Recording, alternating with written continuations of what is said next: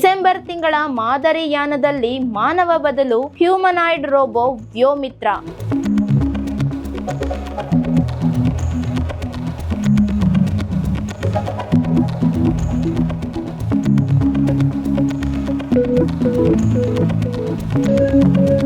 ಪ್ರಯಾಣಿಸೋಕೆ ಸಿದ್ಧ ಇದೆ ಅಂತ ಇಂಡಿಯನ್ ಸ್ಪೇಸ್ ರಿಸರ್ಚ್ ಆರ್ಗನೈಸೇಷನ್ ಅಧ್ಯಕ್ಷ ಡಾಕ್ಟರ್ ವಿ ನಾರಾಯಣ್ ಅವರು ಹೇಳಿದ್ದಾರೆ. ಈ ಗಗನಯಾನ 1 ಮಾನವನುಸಾರಿಯ ಮಾನವಯಾನಕ್ಕಾಗಿ ಮುಂಬರೋ ಪಯಣದ ಮೊದಲ ದೊಡ್ಡ ಟೆಸ್ಟ್ ಆಗಿರಲಿದೆ. ಮೊದಲ ಬಾರಿಗೆ ಈ ರೋಬೋನ ಸ್ಪೇಸ್ಗೆ ತಗೊಂಡೋಗ್ತಾ ಇದ್ದು, ಸ್ಪೇಸ್ ನಲ್ಲಿ ಜೀವನಕ್ಕೆ ಅನುಗುಣ ಆಗಿರೋ ಕಾನ್ಸ್ಟಿಟ್ಯೂಷನ್, ಕಮ್ಯುನಿಕೇಶನ್ ಮತ್ತೆ ಟೆಂಪರೇಚರ್ ಮೇಂಟೆನೆನ್ಸ್ ಇದೆಲ್ಲ ಇಲ್ಲದೆ ಪ್ರಶಾಂತವಾಗಿ ಅಲ್ಲಿ ಕಾರ್ಯನ ನಿರ್ವಹಿಸಬಹುದಾ ಅನ್ನೋದನ್ನ ಪರೀಕ್ಷೆ ಮಾಡಲಾಗ್ತಾ ಇದೆ. ಡಿಸೆಂಬರ್ ನಲ್ಲೇ ಆಯೋಜಿಸಲಾಗಿರುವ ಈ ಸಾಹಸ ಯಾನ ಭಾರತೀಯ ವಿಜ್ಞಾನ ಮತ್ತೆ ತಂತ್ರಜ್ಞಾನದಲ್ಲಿ ಹೊಸ ಅಧ್ಯಾಯವನ್ನ ಬರೆಯಲಿದೆ.